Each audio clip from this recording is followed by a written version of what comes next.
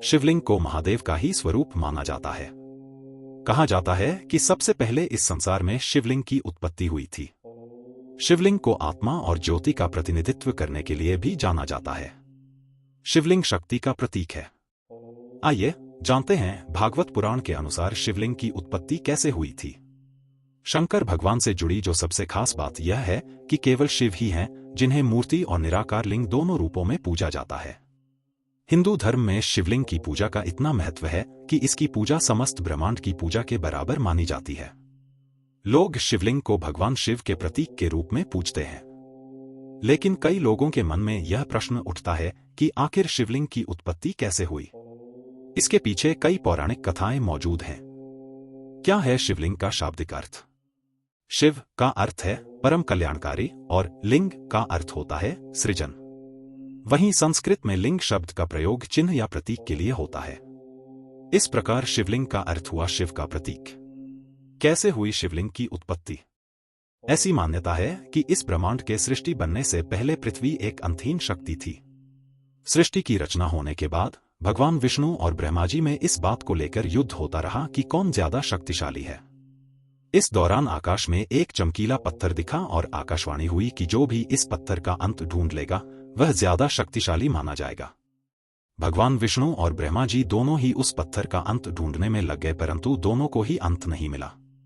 थककर भगवान विष्णु ने स्वयं हार मान ली। लेकिन ब्रह्मा जी ने सोचा कि अगर मैं भी हार मान लूं तो विष्णु ज्यादा शक्तिशाली कहलाएगा। इसलिए ब्रह्मा जी ने झूठे में यह कह दिया कि उनको पत्थर का अंत मिल गया है। वे दोनों ही इस चमकीले पत्थर का अंत नहीं खोज पाए। इसी बीच फिर से आकाशवाणी हुई कि मैं शिवलिंग हूं और मेरा ना कोई अंत है ना ही शुरुआत, और उसी समय भगवान शिव उस चमकीले पत्थर में से प्रकट हुए। अंत में वही चमकीला पत्थर शिवलिंग के रूप में प्रसिद्ध हुआ। ब्रह्मा और विष्णु दोनों ने शिव को सर्वोच्च मानकर उनकी पूजा की। इस प्रकार शिवलिंग शिव की अनंतता और निराकार रूप का प्रतीक मान जाता है।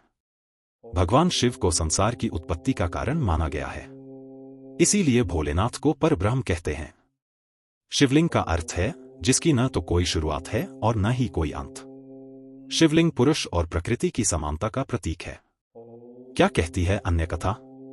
शिवलिंग का इतिहास कई हजार वर्षों पुराना है। सभी देव देवताओं में शिव ही एकमात्र भगवान हैं जिनके लिंग स्वरूप की आराधना की जाती है। दूसरी पौराणिक कथा के अनुसार इसका इतिहास समुद्र मंथन से जुड़ा है। समुद्र मंथन के समय जब विष की उत्पत्ति हुई तो समस्त ब्रह्मांड की रक्षा के लिए उसे महादेव द्वारा ग्रहण किया गया, जिससे उनका कंठ नीला हो गया। तभी से उनका नाम नीलकंठ पड़ गया। लेकिन विष ग्रहण करने के कारण भगवान शिव के शरीर का दाह बढ़ गया। उस दाह के शमन के लिए शिवलिंग पर जल चढ़ाने की परंपरा प्रारंभ हुई, जो आज भी चली आ रही है। शिवलिंग को भगवान शिव का प्रतीक मानकर पूजा जाता है।